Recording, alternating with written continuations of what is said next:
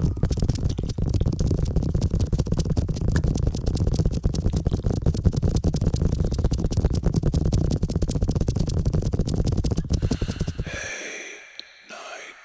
Crew. Welcome to the Nite Shift.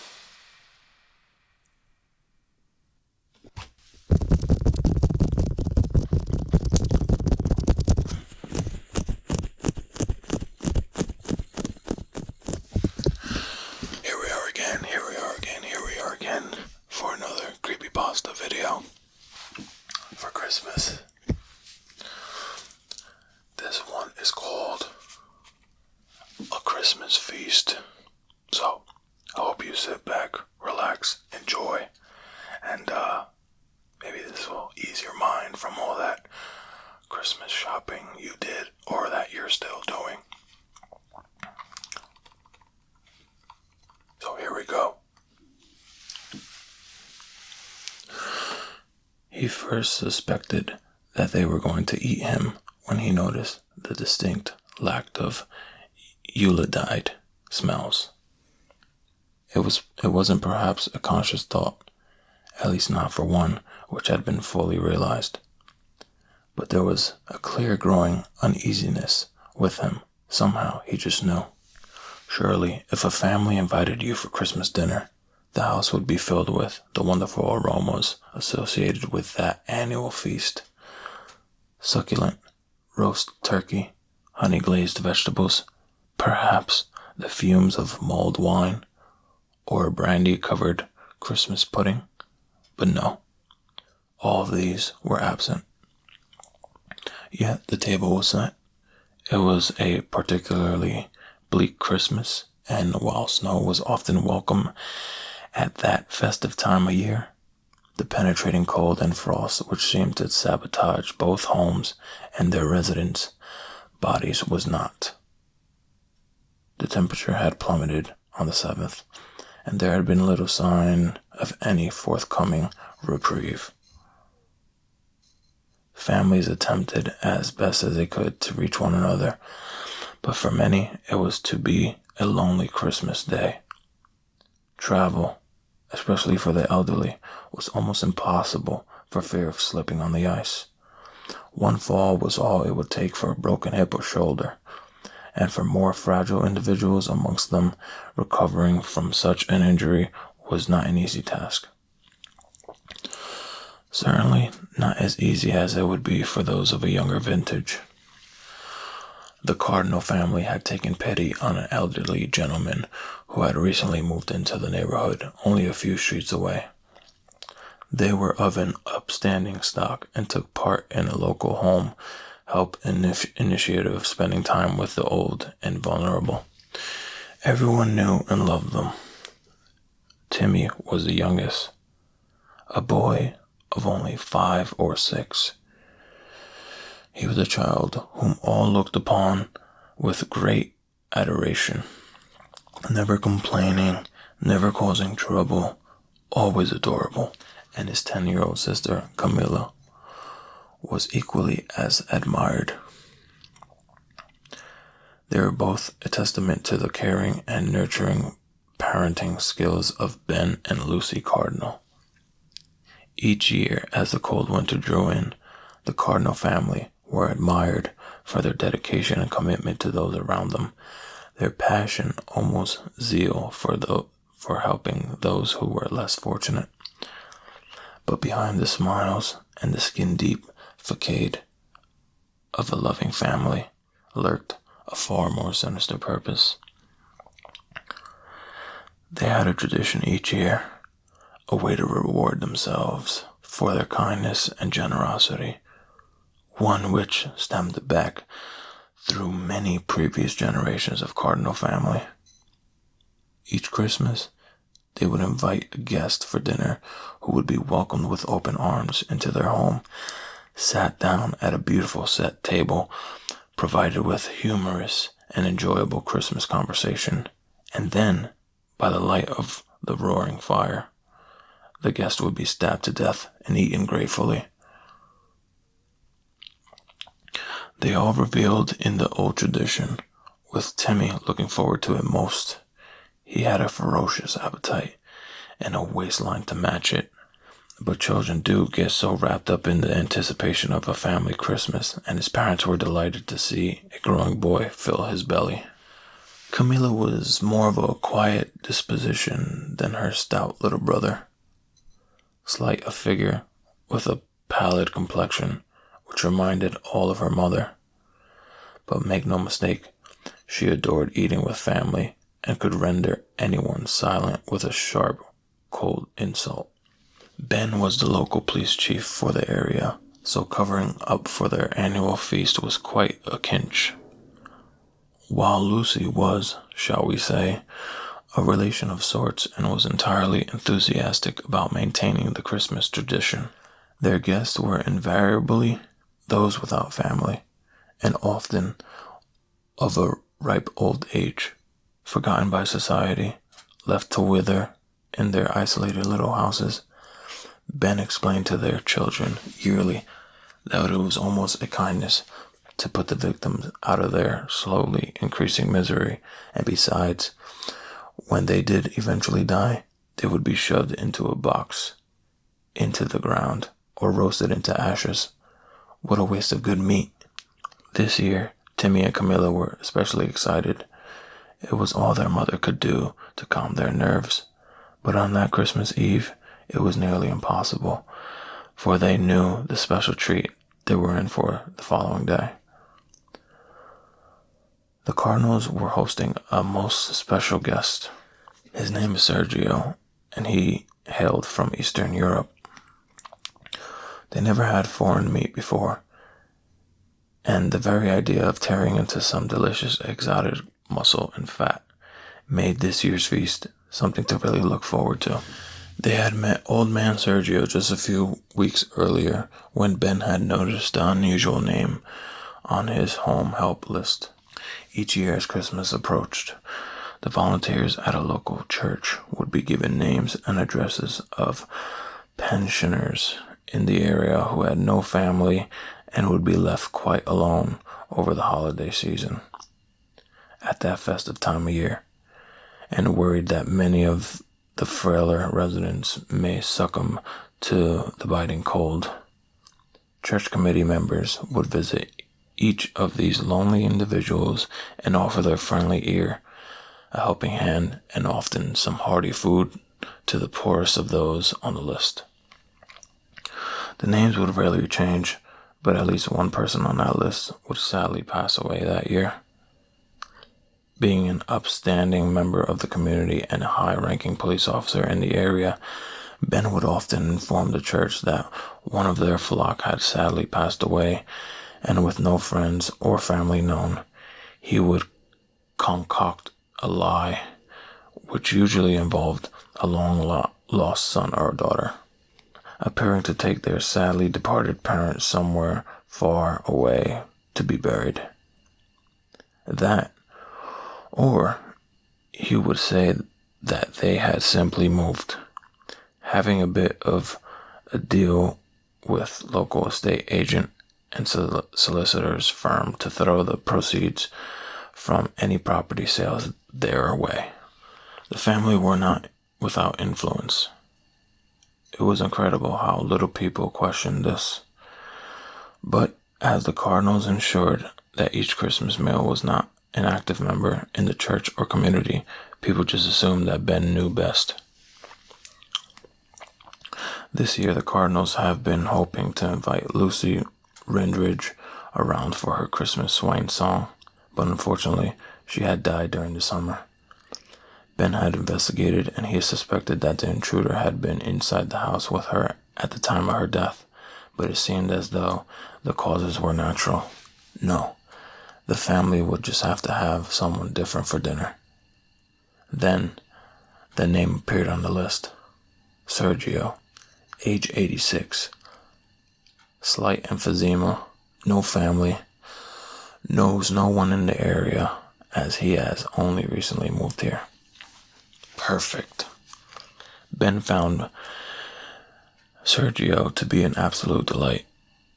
While he was obviously very frail, his mind was still sharp, and he regaled Ben with numerous colorful stories about the old country and the adventures he had while in the bloom of youth.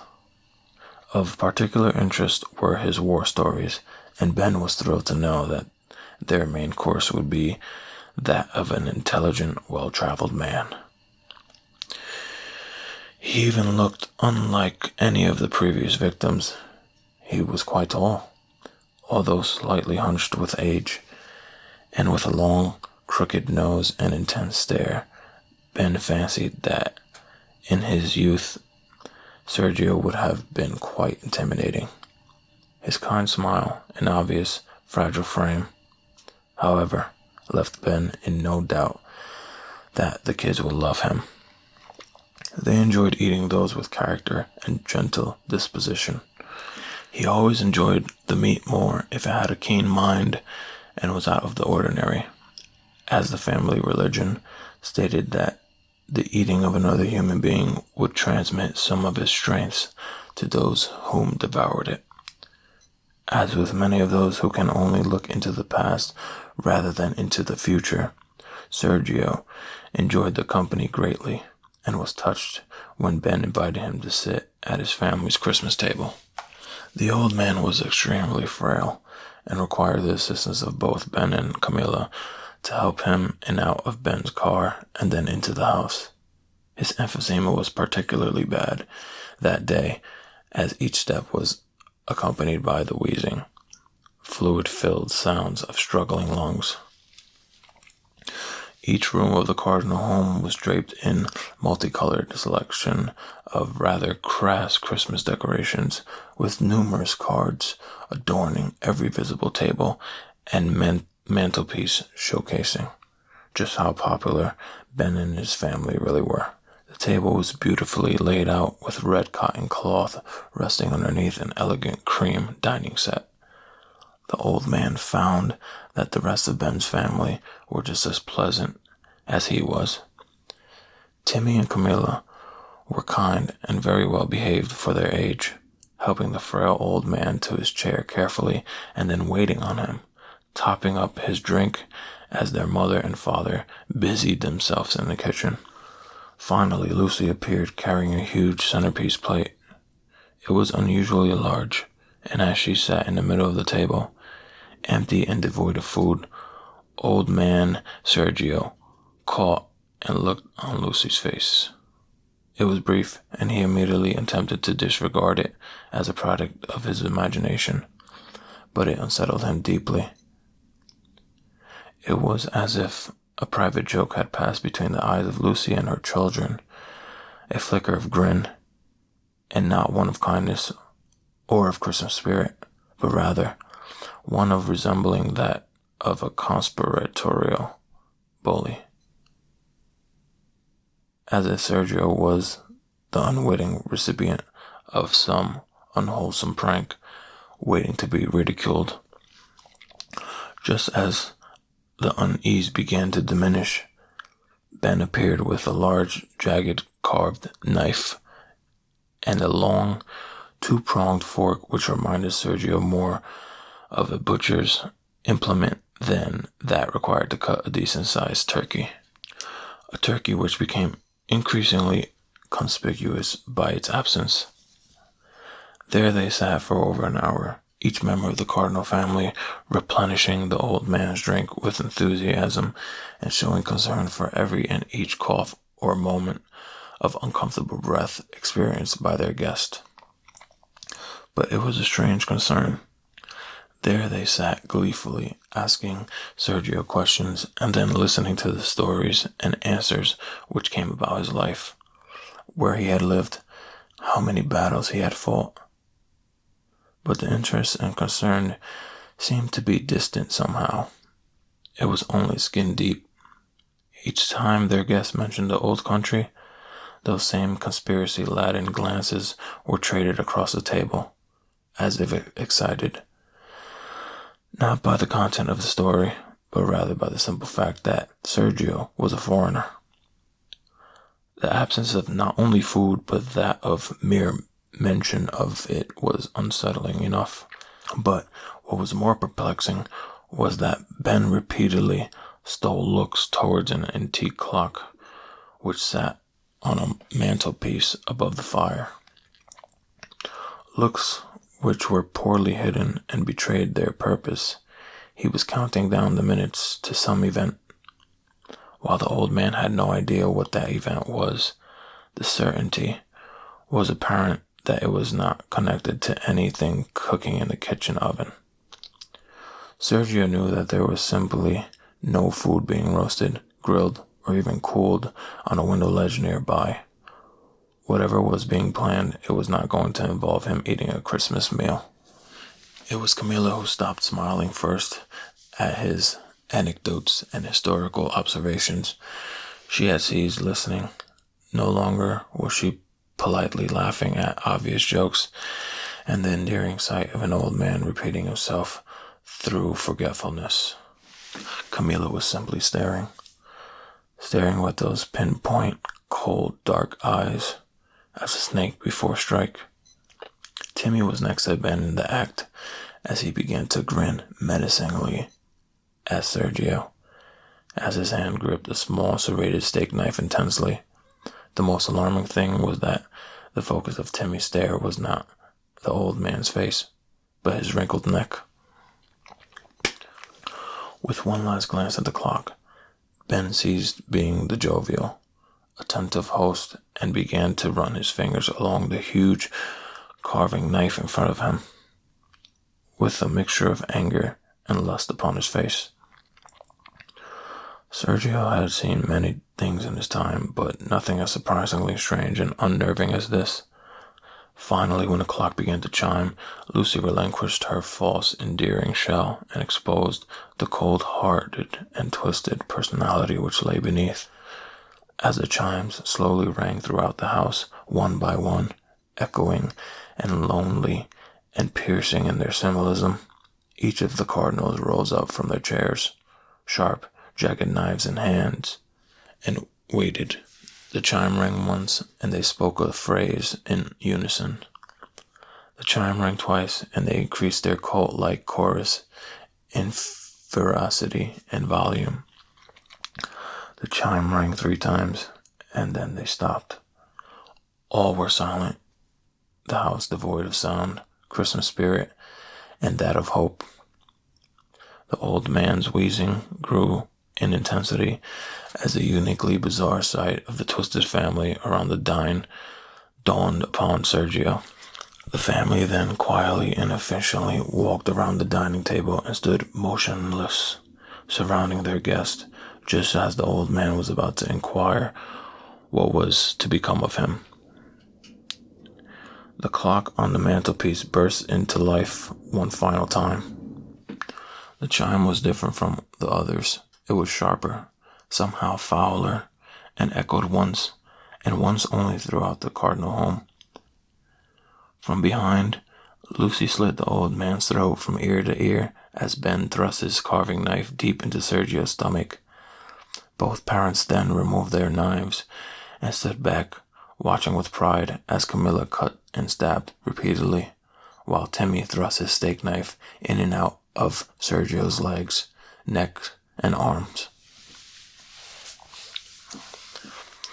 After a few minutes, the frenzy diminished as both children grew tired, and with one last downward thrust, Timmy drove his steak knife so deep into the old man's hand that it skewered it completely, embedding itself into the table on which the hand rested. The children now ran into their parents' collective embrace. They hugged and rejoiced in what was a fantastic Christmas game, and now could look forward with delight to some succulent exotic meat. Arms wrapped around one another, they stared at their victim and began to laugh loudly, commenting on the old fool's stories of time gone by, the war, and the old country. As they turned to each other once more, the laughter diminished, and they looked into each other's rosy, blood-covered faces and shared a family moment. This had been one of Ben's favorite sacrifices, but the laughter had not completely ceased. One person was still laughing loudly. Confusion turned to abject horror as the bizarre truth reveals itself. It was Sergio. Sitting covered in blood, his head tilted back, and the deep cut in his throat wide open, the dinner guests laughed loud and strong, a laugh which was both young and old. His head arched forward as he pulled Timmy's steak knife out of his hand, dropping it to the floor. Camilla screamed as Lucy hid behind Ben. What they thought to be a corpse now stared at them all, as they had stared at it with a singular purpose. Timmy began to pee himself and cry as two previously retracted fangs cracked through the old man's upper gum, revealing a serrated and terrifying grin. As he rose to his feet, Lucy fainted, and with both hunch and age now gone, the Cardinal's guest loomed tall and dark before them, his eyes piercing, telling tales of countries and decades and centuries of existence. Sergio ate well that Christmas.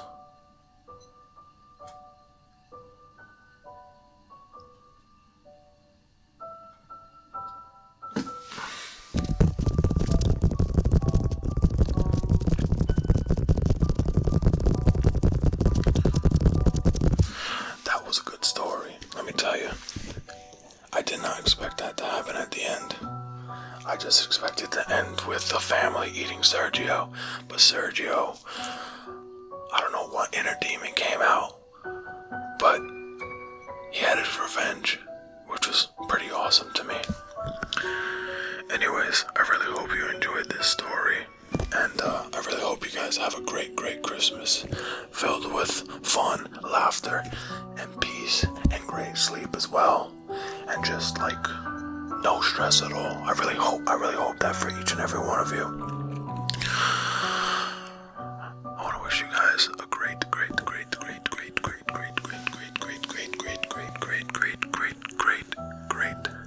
night and a Merry Christmas to you. This was the Nite Shift before Christmas.